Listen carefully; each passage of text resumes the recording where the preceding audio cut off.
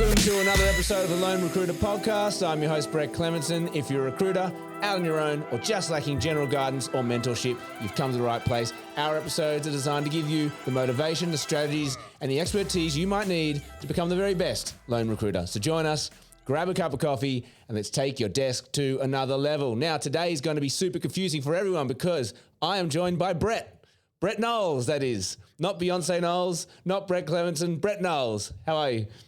Great, thanks, Brett. And what a name. It's always good to meet a fellow Brett. Or as my daughter likes to call me, Brit. Oi, Brit.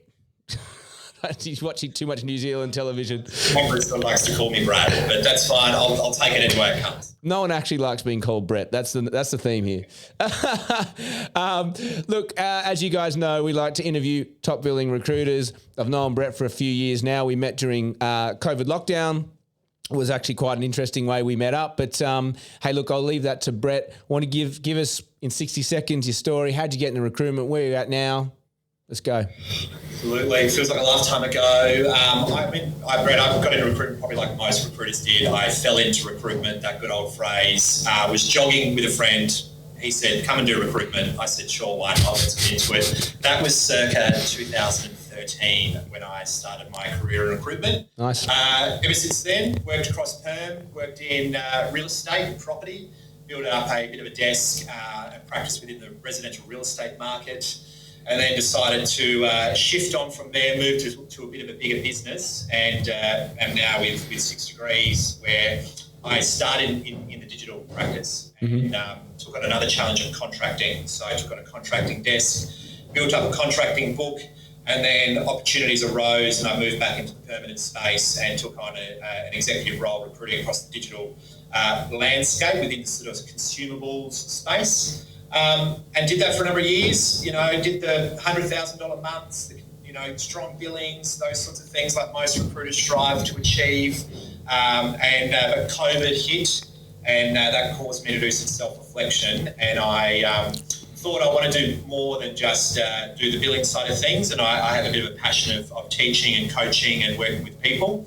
And that led me on a journey to unpack an opportunity here at 6 Degrees, which is to now, what I now do in the business, and I've been with here 5.5 years, is head up our whole learning and development and employee experience function across the business. So amazing. 3 offices national. So it's a nice busy role in the recruitment space, trying to offer some of the wisdom that I may have gained over the last 10.5 years to the next generation of recruiters. But I love it. You can give us some of your wisdom.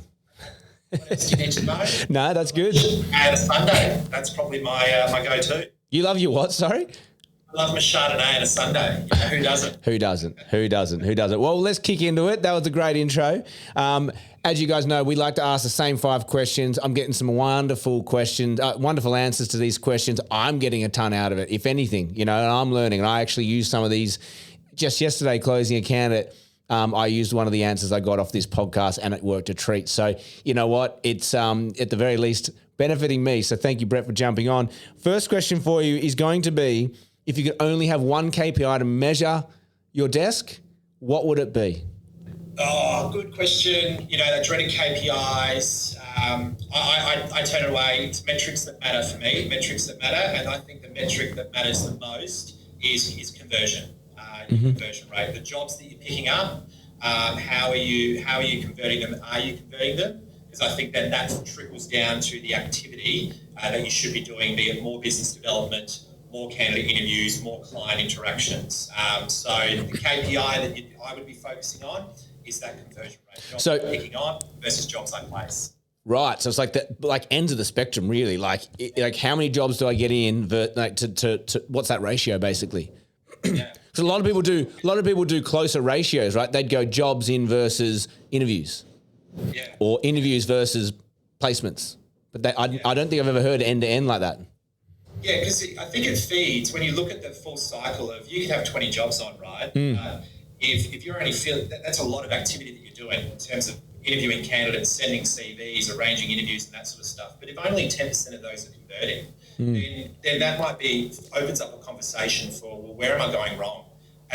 Is my job brief not actually accurate? And am I not spending enough time consulting with my client around, is this job palatable in the market, or am I interviewing the wrong candidates? So for me, I think if you can focus on that bigger picture, it just simplifies it, and then you can narrow down and focus in on areas of, okay, I need to improve my interview skills, and I need to do more interviews with candidates to get the jobs filled that I need to job. And do you have a ratio other than 100% that that you like to see? Is there a number that works in your mind? 100%. No, 100%. It's not 100%. Right. It's not good enough. Right. I reckon if you're somewhere circa 50, 60%, you know, because if you've got 5 jobs on, you're filling 3 of them. That's pretty. I reckon that's pretty good. Yeah.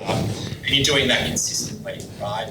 But you know, KPI, if you haven't got something that you're measuring right, then you can't actually grow, or you can't actually move forward. You can't actually take an opportunity to reflect and go, okay, well, what do I want to do? If my conversion rate's 10%, how do I get it to 12%? How do I get it to 15%? Yep. What's the activity? What's the drivers? What's the motivators that I need to do to see that dial shift in time? So And it's funny. it's a metric that can feed into a lot of other areas. I like it. And we were talking just off camera before about the state of the market, and we're all saying that we're still all very busy, but maybe conversion isn't quite happening the way it was. And we kind of got on the path of, you know, it's ironic that when things tighten a little bit, and it's not even tightening, the jobs are there, the people are there, it's more that both ends are getting fussier. And my resolve, or your resolve, was say, well, sometimes less is more in those scenarios. Like, we need to get more quality, go deeper, and, you know, just say we did have 20 roles on last year, we'd place 50% of them, whatever. There was always going to be more, and it was easy sort of goings, but now it's a bit tighter. If you want to get those 10 placements again, you almost need to have a 1-to-1 ratio, don't you? Like, go deep. Yeah, and you know, then it breeds and looks at its quality conversations that you're having with your clients and with your candidates. It's quality interactions. It's not just sitting behind emails, sending emails. It's actually getting on the phone and going out and meeting someone, you know, face to face, and having that influence. So it really, in this market, you really got to be looking at the quality more so than just quantity, right? I'm just Absolutely. Say BD, KPI, do 10 BD calls a day and you'll bill $1 million. That's just so old school. Quality focused. Am I actually converting this stuff? Am I in the traffic, etc.? Those types of metrics, I think, in KPIs are number one. Perfect. Love it. Second question. If you could only ask 3 interview questions, which obviously is sacrilege, but if you could only ask 3, you've got 5 minutes and you know you have to make those calls. What are the 3 questions that you're going to ask? Yeah, I reckon, again, in this market, you know, you can sit here and qualify, you know, tell me about a time that you drove influence with no budget or something like that. Like, they're great questions. But I think in this market, understanding candidates' motivators and why they would leave are questions that we should be spending more time on. With the amount of buybacks or counter offers that are taking place and candidates changing mind, consultants just need to get better at truly understanding if someone's ready to leave. So it's things like getting ballsy and saying, what would your current employer need to do to retain you or keep you in the business? Ask that question. That's a great question. And then they'll spit out all the reasons why they might stay. And then you follow it up with, okay, have you had that conversation with your employer and how did that experience go? Right? And that insight, then when you might come across a wobbly candidate or, hey, my employer's given me an extra $10,000 or whatever, you've got the data to say to them, actually, well, we had a conversation and this is what you were wanting. This is what you were needing. So another good question is, where do you see yourself in the business in the next 3 to 5 years? And is that achievable? I love it. Now they can be sitting there reflecting, going, oh, well, I see myself in a head of role. That means my manager has to leave, and my manager's not leaving in the next 3 to 5 years. So my career aspirations actually don't align with my current employer. So they can pay you an extra $10,000, but your career aspirations will never be met. So why are you staying? Why are you going? So you can have a much more robust conversation, I think, with your candidates and truly understand their drivers and motivators. I love it. So the 3 interview questions were, again, motivations. Yeah, what was your current employer? Yep. What could your current employer do or provide to retain you? Yep. Have you had that conversation with your employer and what was that experience like? And where do you see yourself, or can you see yourself in the business in the next 3 to 5 years, in what role, what capacity, or where do you see yourself in the business in 3 to 5 years? Yeah, fantastic. I'm going to skip the next question. And I'm sorry for everyone at home. Someone decided to start drilling on my bloody roof, so I'm not sure if we can edit that out, but it's doing my head in. Those 3 questions kind of lead straight into how do you handle counteroffer. So I'm going to skip to that one because I think that that they're probably related, right? Yeah, absolutely. Your counter offers, first thing you do is us recruiters need to stop patronising and guilting our candidates that look at counter offers and say that 68% of people that accept a counter offer are back on the market in 6 months' time. As we all know that 72% of statistics are made up, right? Mm-hmm. Respect their decision if that's what they've made. On a long enough timeline, 100% of people quit. Right. Right. So stop, and that's just such a short-term mindset for consultants. Like you got to be thinking long-term, long game. If you just respect that decision, work with them, try and influence the outcome if you can. But ultimately, they've made their choice, respect it and let it go, because they might be a hiring manager in 2 years' time, and you've got a strong relationship with them that you can then leverage for business, right? But if a candidate's considering a counter offer, you've missed the boat early on to manage that. Yeah. Counter offers are handled at interview 1. You know from day dot whether this person's right for a counter or not. And a lot of times you just go, I'm not working with you because you got no tangible reason for leaving, and you've pretty much said you would take a counter offer if it was $1 more. Yeah. Absolutely. Again, I said with the questions before, like being direct, if your company offered you an extra $10,000, what would you do? And they'll be like, your next response is, we'll go ask them for an extra $10,000. Yeah, 100%. See what happens. Yep. Because when they say no, they'll come back to you and be even more motivated, right? Yeah. So, and then every step along the way, has anything changed since we last spoke? That sort of stuff. That's how you manage counter offers. You don't manage counter offers once they've been counter offered. You're too far behind the 8 ball. That's why I love. It's why I love working with people who've been made redundant. A lot of people go, "Ooh, it might be a bit of stink." Like, no, there's no counter offer risk. Let's go, baby. Yes, spot on. Yeah. It's that idea of you want a candidate that is like urgent. I need to change. I need to go. Couple that up with a client that has an urgent need, like a true urgent need. Then that's the sweet spot. Right? Oh, it is. It is. Oh, it can never be done fast enough for us recruiters. I genuinely, I had a placement happen this week, and I'm trying to talk in code here. The person said, "I'll resign on Friday," and I literally just got off the phone with them, and they said, "You won't believe it. I can't resign today because someone in the business had a death in the family, and it's just, I can't do it to them." I said, "You could have resigned yesterday." And they're like, I know. So time's everything, right? Timing is always like now, because you never know what's going to happen tomorrow. Someone could be drilling on your roof while you're trying to do a podcast.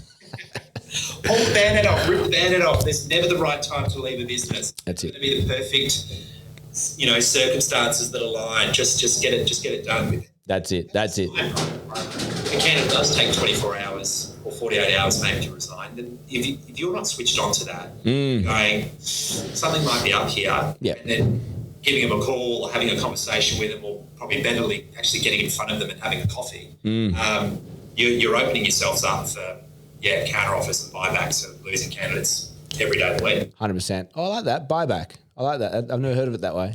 It is. That's what it is. I'll buy you back. Come on. Yeah. Okay, zooming through it. So what is your best closing line when you've got the offer out or you're getting to that offer stage with a candidate? What's the closing line? What's the approach? Yeah.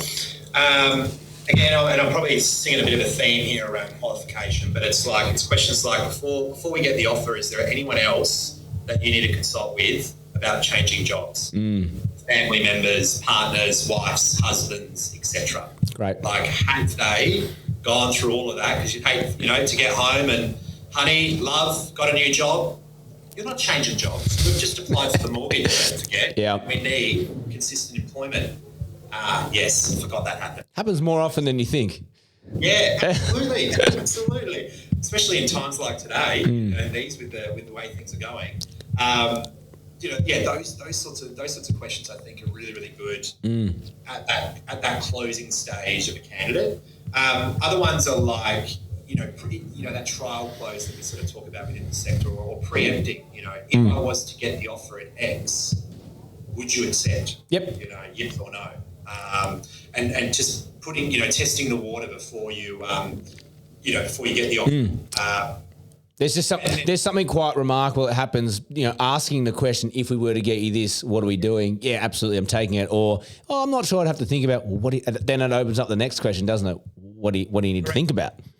Exactly right. What's there to get? Because if you just give them that offer, if you're young and you're a recruiter listening, never give a candidate an offer if you haven't asked these questions, because what you're going to do is go, here's the offer, and all of a sudden they go silent on you and cold. You can't ask those questions anymore because you've given them everything they need.